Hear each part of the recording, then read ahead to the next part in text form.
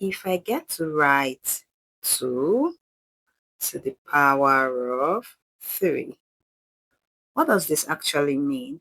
Most students say 2 to the power of 3, right? But if you don't understand what is happening here, indices might frustrate you in your exams. Let us fix that. Now, 2 to the power of 3 means 2 times 2 times 2 in 3 places.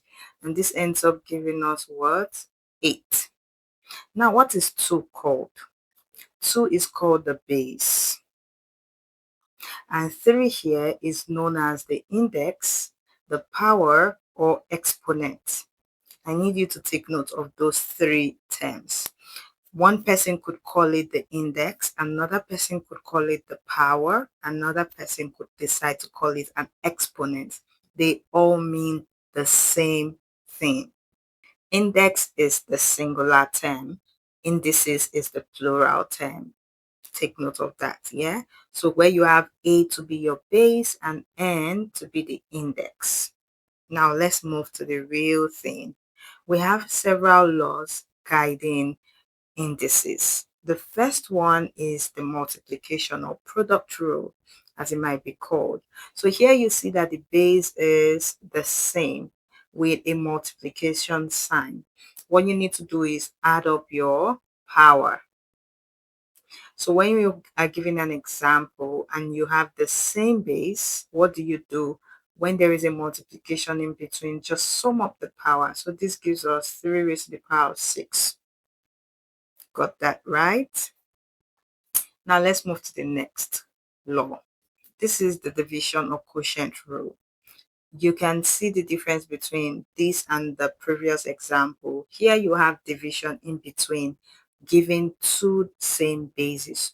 All you need to do is what? Subtract the power. Now what do we mean? Here you have 5 to the power of 7 and 5 to the power of 3. The same base with a division sign. All I would do now is subtract the power. So 7 minus 3 gives us what? 4. So the answer is 5 raised to the power of 4. Now I want you to take note of this. Your answer should be left like this.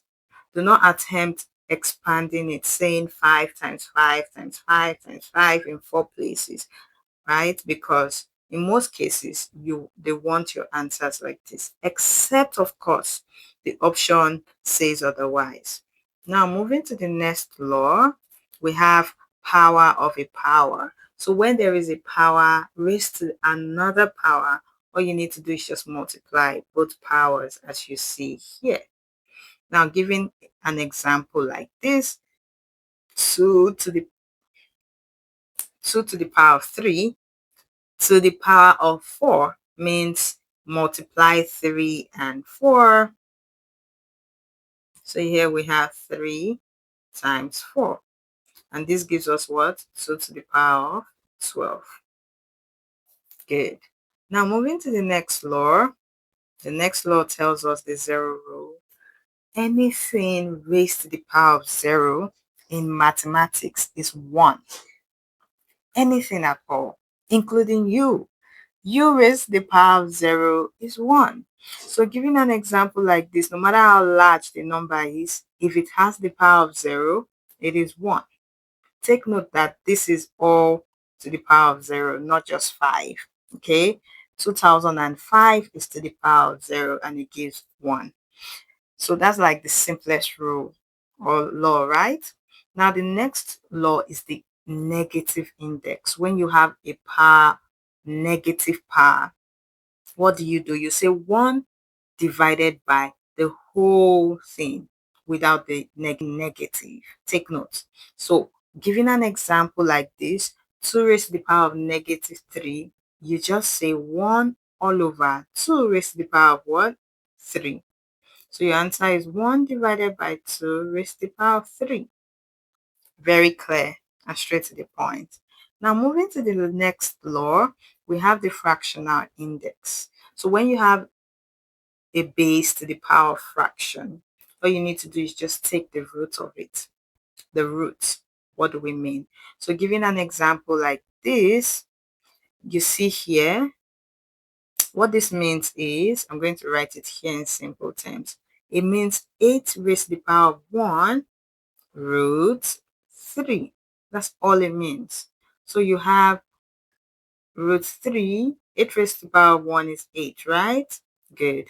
And what this means is there is a value somewhere that when you multiply it 3 times, it will give you 8.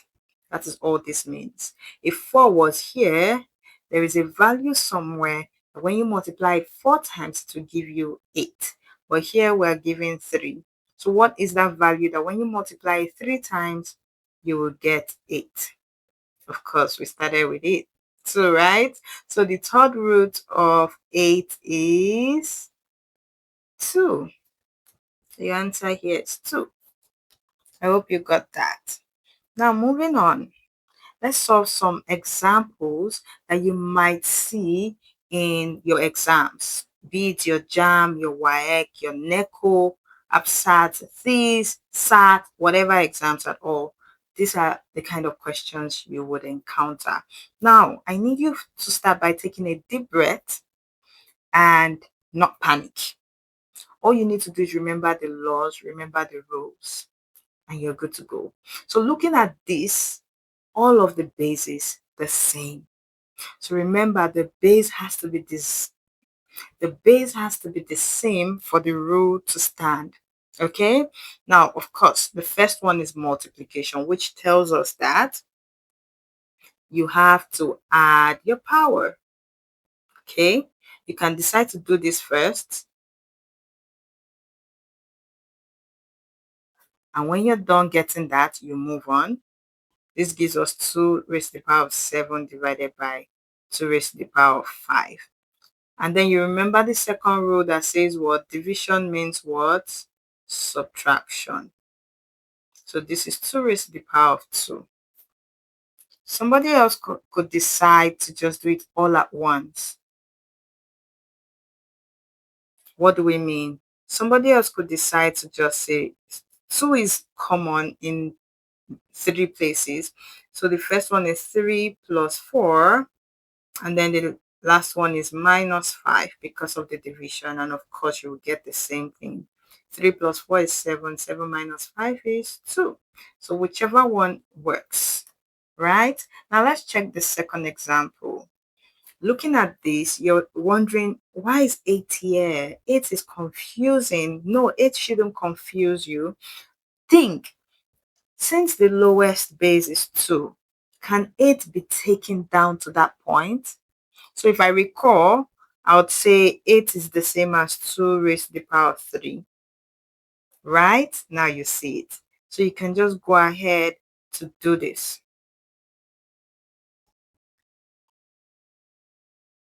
Okay? So of course you know that 2, 3 minus 0 due to the division, and then you say plus minus 4 due to the multiplication. So this gives us what? 3 minus 0 is 3. Plus times minus is minus. So we have 3 minus 4. This gives us 2 raised to the power of minus 1, right? Now, you can't stop there. There's a rule still that says what? The negative rule. 1 divided by what? This, which is this. Remember, there are different ways to solve this. So somebody else could come say that they would rather solve the rule of this. You all will get the same thing. What do I mean? Let's try the second method. So using the same question, right? We have something like this, multiplying this. This is our question. Let's check. Good. So somebody else could say, okay, 8 divided by anything raised to the power of 0 is 1. There's a rule like that. So somebody could decide to say 8 divided by 1 times 1 over 2 raised to the power of 4, right? Good. And then the person could say 8 divided by 1 is 8 times 1 over 2 raised to the power of 4. Now, because you're dealing with indices, you cannot just go ahead to say 2 raised to the power of 4 is 16. So 8 divided by 16 equals 1 over 2. Yes, you can say that. But if you need to show the right steps, ensure you use your rule while, showing step by step. I hope that makes sense. Especially when it's a theory question and you need to show your steps. This might cost you some mark. Okay, so just stick to the rule. Don't try to expand. But you notice that this still gave us the answer, right? It gave us the answer that we got previously, but I want you to just take note. Ensure that you just go with the steps, the rule. Okay, so let's go back. So from here, I could say 8 is 2 raised to the power of 3, and then divided by 2 raised to the power of 4. Of course, you know the rule. When you have division, you would just say 2 raised to the power of 3 minus 4. This gives us what? 2 raised to the power of minus 1. And this can also be this. So we see clearly that all you need to do is learn the rules. The rules take you further whenever you're dealing with indices. Okay, so that's the 6 laws of indices. We have some more laws, but these are the major basic laws that you should try to know so that you can solve your exams questions correctly. Logarithm is just indices written in a different language. Okay, so in the next class, we'll be treating logarithm. Now, I have a complete PDF note on this topic and more practice questions. Enough questions for you to ace your exams. All you need to do is click the link in the description box, join our WhatsApp community group, join other learners, ask questions. I will also be there to answer your questions personally. The link is in the description box. Do not forget to subscribe, turn on the notification just so you can get notified whenever we upload. And here is yours to do. Okay, do this. Let us know what your answer is in the comment section. Until next class. Bye.